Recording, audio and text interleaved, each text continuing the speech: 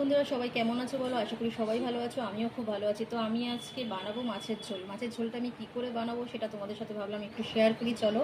তো সবার প্রথমে দেখো, আমি মাছগুলি কিন্তু ধুয়ে নিয়েছি ভালো করে। এখানে আমি মাছগুলি ধুয়ে নিয়েছি। এখানে আমি কাতলা মাছ নিয়েছি। মাছটাকে আমি এবার নুন হলুদ মাখিয়ে নিচ্ছি ভালো করে। এখানে একটুখানি লঙ্কার গুঁড়ো অ্যাড করলাম। এটা দিয়ে আমি ভালো করে মাছটাকে মাখিয়ে নিচ্ছি। তো মাছটা আমি ভালো করে কিন্তু নুন হলুদ মাখিয়ে নিয়েছি। এবার এর মধ্যে আমি কি কি দেবো চলো সেই উপকরণগুলো তোমাদের সাথে শেয়ার করি। এখানে আমি কেটে নিয়েছি পেঁয়াজ, টমেটো, আদা, রসুন আর ধনেপাতা। আমি এই দিয়েই মাছটা আজকে বানাবো। তো চলো স্টার্ট করি। এখানে একটা মশলা বানাবো, তার জন্য আমি এখানে একটা বাটি নিয়ে নিয়েছি।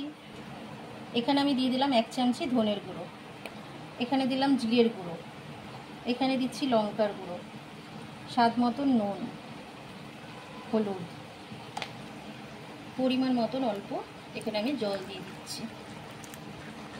ভালো করে মশলাটা আমি গুলে রেখে দেবো।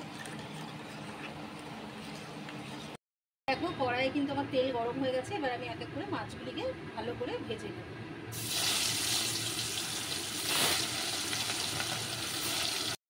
তো মাছটা কিন্তু আমার ভাজা হয়ে গেছে, ভালো করে লাল লাল করে ভেজে নিয়েছি। এবার আমি মাছগুলিকে এক এক করে তুলে নেব।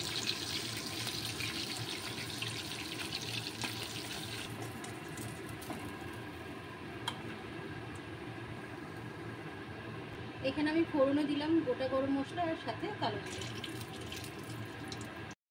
দিয়ে দিলাম পেঁয়াজ কুচি, দিয়ে দেবো টমেটোটা।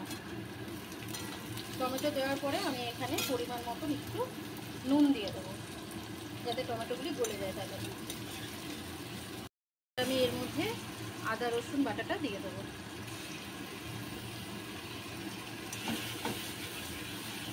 মশলাটা কিন্তু আমি বেশ কিছুক্ষণ ধরে কষিয়ে নিয়েছি। এবার আমি এর মধ্যে দুটো তেজপাতা দিয়ে দেবো।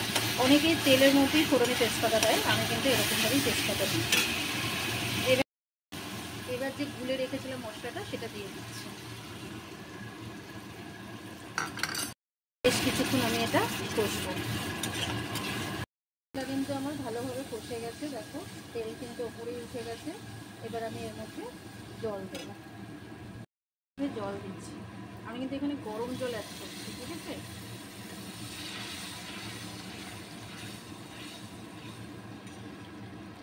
আমি এখানে মাছগুলি দিয়ে দেবো ঝোলের মধ্যে। ঝোলটা আপনারা যার যতটা পছন্দ সে সেরকমভাবেই রাখবেন, যার দরকার যতটা। মধ্যে অল্প একটু চিনি অ্যাড করব। এবার দিয়ে দিলাম গরম মশলা। তো মাছের ঝোল কিন্তু আমার রেডি। এবার আমি ওপর থেকে গরম মশলা দিয়ে দিয়েছি। এবার ধনেপাতা দিয়ে দেবো। ধনেপাতা দিয়ে আমি 2 মিনিট এটাকে ঢাকা দিয়ে দেবো।